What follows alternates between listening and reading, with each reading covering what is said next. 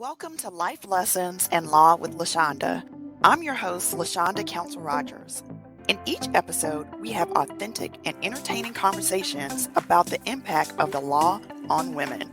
You can find this show on my website, www.thecounselfirm.com, and on YouTube, LinkedIn, Facebook, Apple Podcasts, Spotify, and more. Now, please join me in Life Lessons in Law with Lashonda. Hello, everyone, and welcome to another episode of Life Lessons in Law with Lashonda. And today we have a very special guest. And I know I say that every week, but this is a guest that a lot of us really need to listen to. And it's not an attorney and it's not a legal issue, but if you don't listen to what she says, it could turn into a legal issue. Who knows? Hopefully not. But today we have SafetyKay. Hi, SafetyKay. Hello. And thank you so much for joining us. I am like a Instagram, social media stalker. I stalk you. So in case you didn't know, I do stalk you. And I look at your videos and I love your messaging.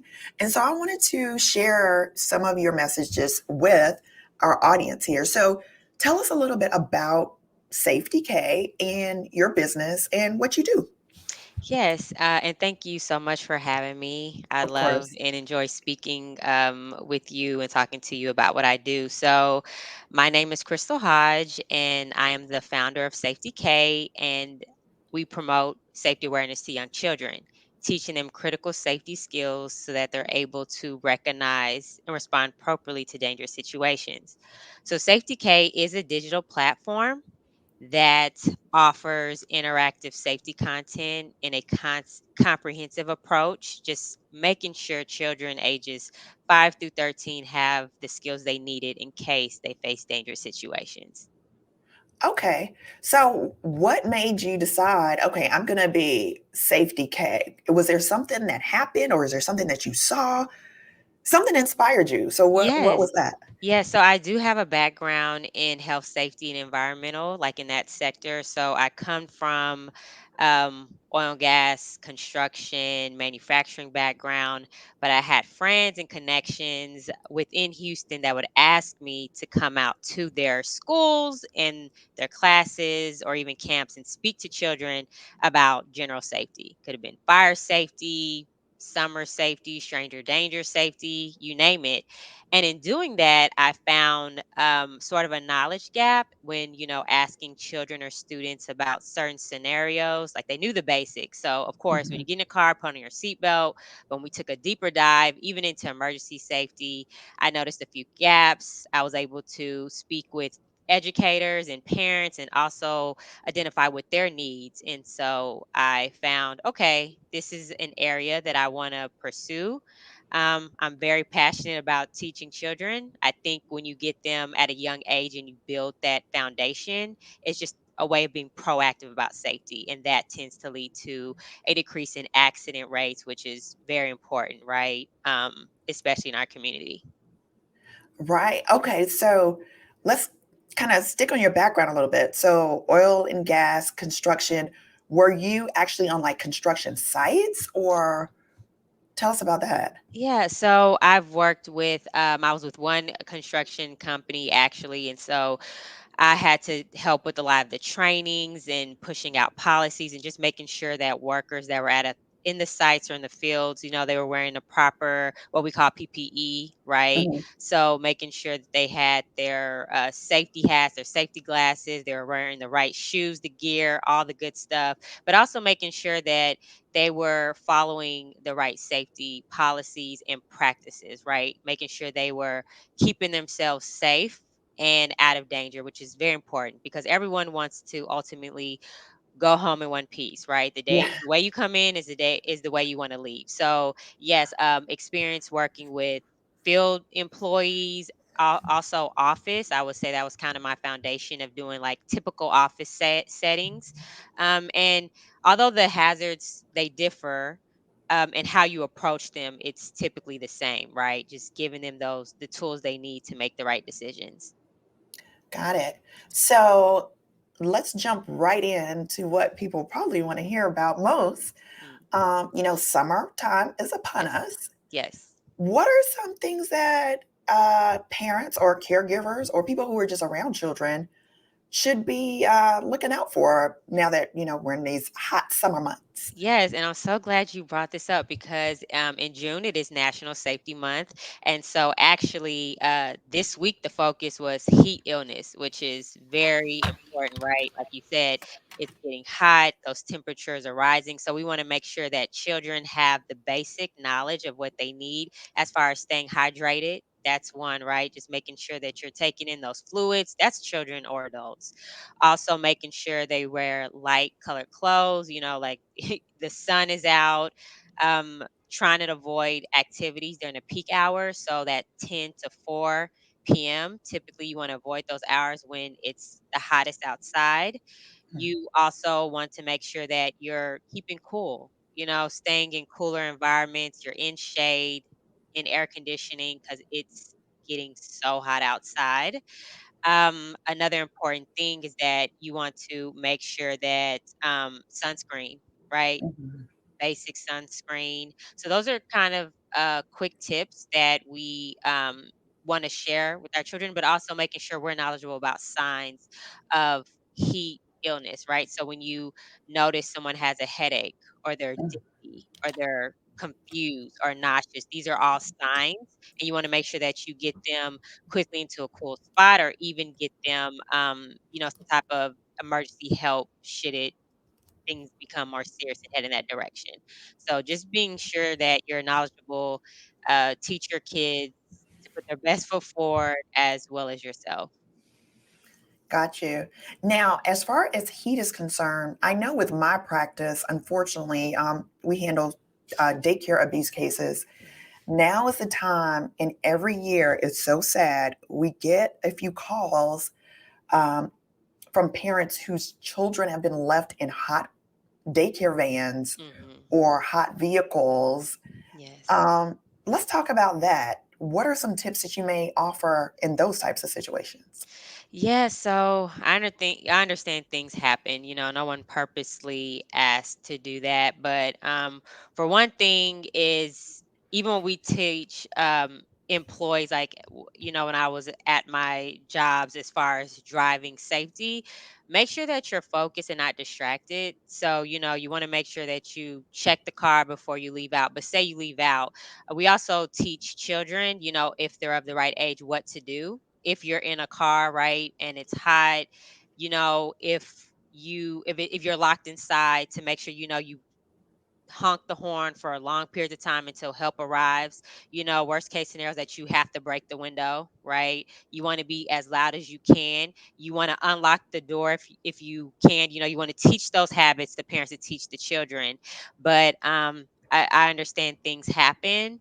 But again, not being distracted, but it happens. But also teaching kids what to do if that were to happen, giving them those skills of what they can do to get out the car. Yeah, and I've noticed with a lot of the calls that we get, it's like a child that may have fallen asleep Mm. and the driver, it's so quiet. And so the driver just forgets, oh, Forget. well, there's a passenger back there, Mhm, or a child who sometimes may be hiding mhm. and they don't understand that, okay, this is not a game. It's Yeah. hot and you can overheat quickly. Mhm. And if there's no one there to rescue you, it could turn terrible, like I said, very Yeah. quickly. Yeah. So those are excellent tips. And like I Mhm, said, unfortunately, we get several of those calls this time of year, and I mhm. dread it because Yes. it's Mhm. it's tough and It is. preventable. And like you said, it's not something that someone is doing on purpose. Mhm. It's just general awareness of your Yes. surroundings. Yes. And some children of a certain age, daycare age, they don't know what to do. They're just Mhm. sitting there thinking, oh, someone's going to come back and get me eventually. Mhm. And sometimes hours go by. Yeah. And yeah, Yeah. moving Yeah. along. So, also, now is the time we start to hear about pool Mhm. injuries. So, Yes. let's talk about that. Yeah, so pool safety is another topic that gets brought up, quite often with children. And so we want to make sure that, again, we're sharing general tips to our children or students. For one, a buddy system is something that I definitely recommend, so children know not to swim alone. So whether they're with an adult or a parent or someone older in age, making sure they're just not alone, right, at the pool. Making sure they're not doing anything that's dangerous, like running or pushing or horseplay, so that they don't slip, trip, and fall and have an accident. Also, I recommend swimming lessons, for children. The younger, the better. So, in an event that something happens, they can have the skills they need to get out of the pool and to seek help. So you want to make sure that you share like the basics.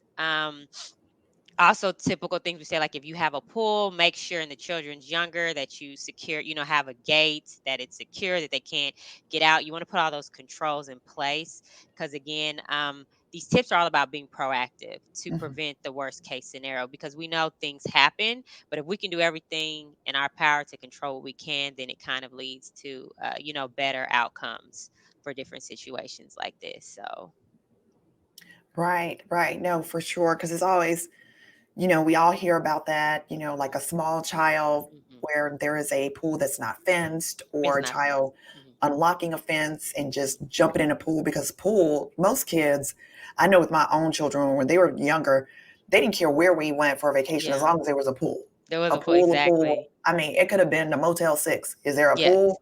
And Mhm. I'm just like, there's more to this place than a pool. Yeah. Um, so it's such an attractive thing for kids Mhm. to just want to jump in, and they don't understand Mhm. the dangers associated with just, for them, it's a big bathtub. Yeah. And Yep, that's definitely, exactly. Yeah. yeah, that's definitely not what it is. And Yeah. I mean, drownings happen every summer. Yes, Just, yes. Yeah. it's It's one of those things you just I have to be really aware. yeah, and I really push, if you can get them to know they have to be with a buddy at all times, that kind of helps. So like, even if they know I want to swim, but I have to make sure I'm with a buddy, like I can't go to the pool, touch the pool, be around the pool unless I have someone with me. So instilling that is even important. So it's like the little things, right, that make a big difference. Hmm. Hmm. And another thing that happens from time to time, I realized during the summer months with the daycare cases, Hmm. is that we have children who potentially will get burned Hmm. through hot equipment, like Yes. playground equipment that may Yes. not be the Hmm. right type of material, Hmm. and it's sitting in the sun. The Yes. child goes to slide down a slide, probably with shorts, Hmm. and their skin is burned.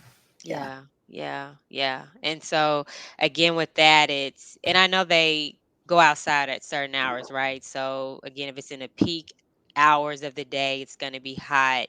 But it's also sharing with parents the potential, like what they wear, right? Or maybe even the daycare leaders being educated on, the equipment can possibly be hot. So maybe this is not a good time. We need to go earlier, in the day, because daycare is what they let out 5 or 4. It's still kind of hot, but I know they want kids to play outside. But it's or maybe saying, oh well, that's a slide. We can't use the slide today, right? We need to do something else, or choose another game to play. Maybe we can't use the playground because it's going to be too hot. So also monitoring weather conditions is big. Like the real feel, not just what it shows. I'm here in Houston, Right. and I think yesterday it was 96, but the real feel was 106. So it's,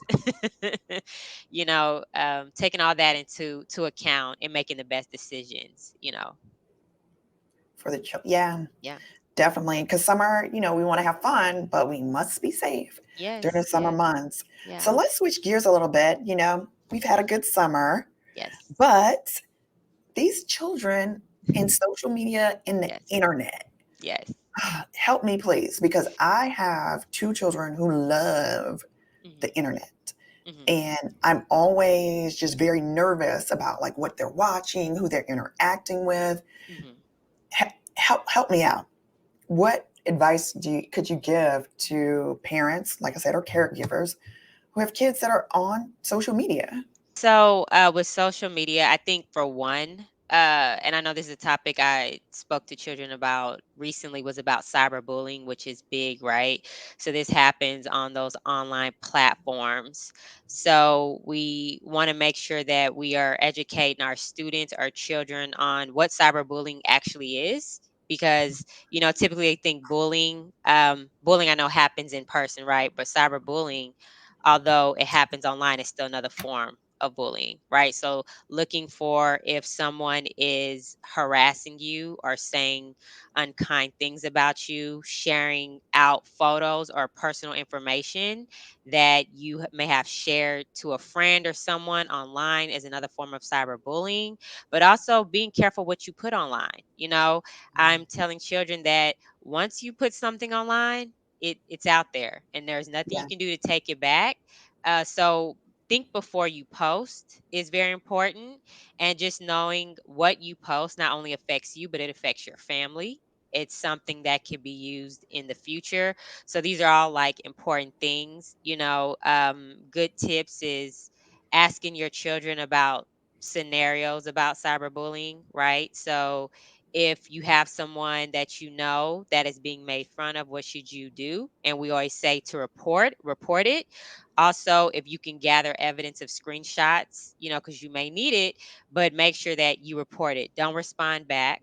Don't play into it. Report it immediately to a teacher, your parent, another adult, so that we can stop it from happening. And also, teaching children now that there are legal ramifications for doing certain things online. There's something I'm hearing about going on in schools where kids are taking like random photos Mhm. in of children in different places, and depending on where that is, and if you have pictures and you send them out, and the child is underage, it can come back to haunt you legally. So you just have to watch all those things, right? Being online. And there are certain controls that parents can use to monitor them, like on certain platforms. So I would definitely look into that.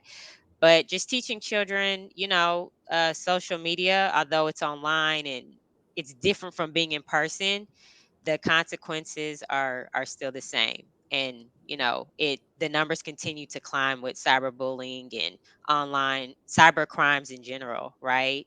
um Cybersecurity issues, so we just have to be very careful.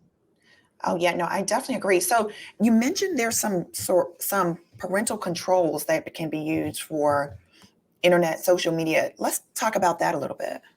Yeah, so I know for example, like you have Snapchat and YouTube, right? So and I can kind of share this out, and I'll put this on my website. But there are certain controls that come along with those platforms, like especially TikTok, to where the parents can also monitor who are the followers, what the children is posting out. So this is another control to put in place.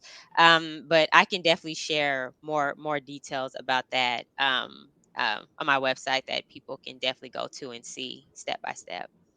Okay, well then that leads me to your website. Yes. Tell us a little bit about what your business actually does and how parents could potentially engage you or schools Yes. um, who have concerns about child safety.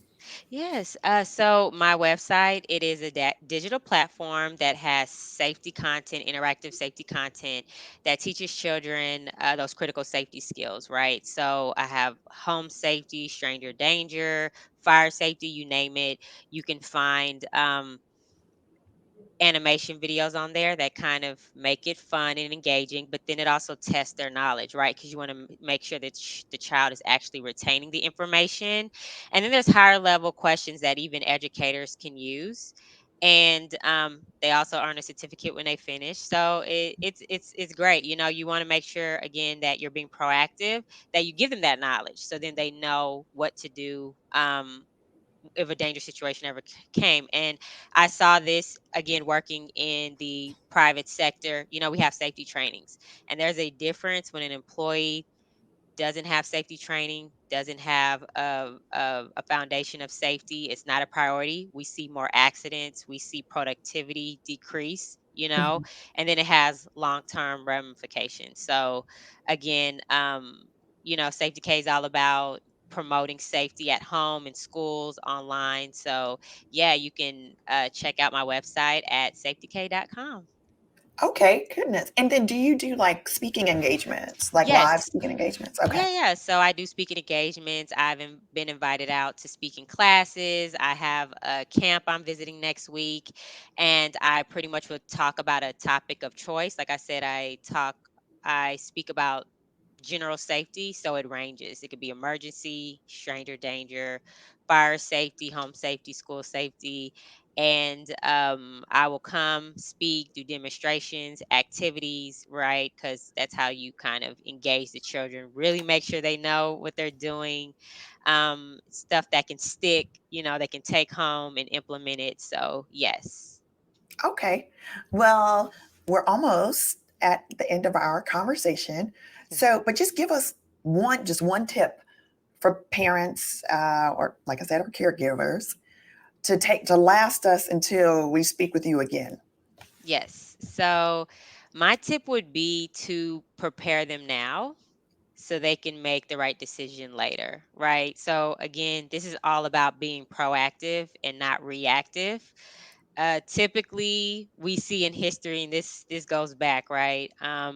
That it's not until something bad happens and then we are kind of reactive. Okay, let's fix it when we should get in front of it, right? So that's what we want to do. We want to set our children and our students up for success. We want to build that foundation. We want to trust that if we're not around, that they Mhm. know what to do if they got in a dangerous situation. I think that's what I hear the most from parents, that they're worried about. It's not when I'm there, it's when I'm not there. Is my child going to make the right decision? So if you want to better your chances, you equip them, you give them the tools, and they have more success on their side for sure. Awesome. Awesome. So, Miss Safety K, where can our viewers and listeners, and well, how can they find you? Yeah, so you can find me on different social media platforms. I'm on Instagram, Facebook, I'm on LinkedIn, and it's at safety and then KKY. And then again, my website, you can reach out to me, is SafetyKay.com. Awesome. Well, thank you so much for being our guest. It has been a eye-opening experience, and it's something, a lot of times we don't like to talk about and like to think about. But you're right, we don't need to be reactive. We need to be prepared in these types of situations. So we definitely thank you for imparting your wonderful knowledge as always. So everyone listening, watching this, head over to and tell us your website again. It's SafetyKay.com. So safety and then KAY.com. Head over to SafetyKay.com. Check Yes. out everything that she is offering. You will be so glad that you did, because things happen so quickly and we just want to be prepared. So, again, thank you so much, Safety K. And Thank thank you you. all for listening. And we will talk to you next time, Thank you. And thank you for having me. of course. You've been tuning into Life Lessons in Law with Lashonda. In each episode, we have authentic and entertaining conversations about the impact of the law on women. I hope you'll join me each time. You can find this show on my website at www.thecounselfirm.com and on YouTube, LinkedIn, Facebook, Apple Podcasts, Spotify, and more. We appreciate your positive comments and reviews. And don't forget to share this show with others. I've been your host, Lashonda Counsel Rogers.